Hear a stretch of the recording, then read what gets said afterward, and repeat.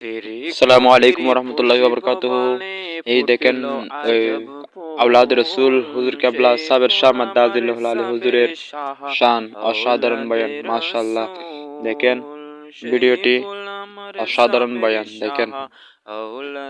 পীরে বাঙ্গাল সাহেবের শাহ যখন বাংলাদেশের তশরিফ আনবেন তখন মন্দির থেকে গির্জা থেকে এসে মুসলমান হবে। পীরে বাঙ্গাল সাবির জন্ম যখন হয়েছে তখন টেলিগ্রামের মাধ্যমে, চিঠির মাধ্যমে সুসংবাদ দিয়েছেন আপনজনদেরকে, আমার তৈয়ব শাহর ঘরে এমন একজন সন্তান আসছে যে পাকিস্তানের নেতা হবে, বাঙালিদের পীর হবে।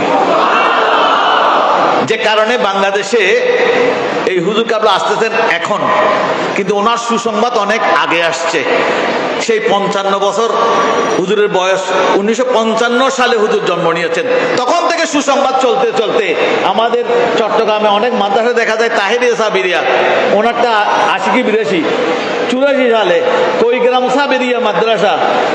আর এইভাবে আমরা তো পরে করেছি, দেখা যাচ্ছে আজ থেকে অন্তত 40 বছর আগে সাবের শাহ হুজুরের নামে এখানে অনেক মাদ্রাসা হয়ে গেছে।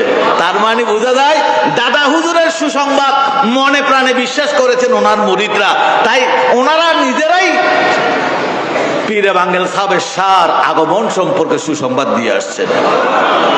আমার মনে আছে নানা মোহাম্মদ মিয়া বলুয়াদিকে খানকা শরীফে আমাদেরকে বলতেন, নাতি তোরা দেখবি, আমরা তো দেখবো না, আমাদের বয়স হয়ে গেছে। আমার পীরে বাঙ্গাল সাহেবের শাহ যখন বাংলাদেশের তশরিফ আনবেন তখন মন্দির থেকে গির্জা থেকে এসে মুসলমান হবে।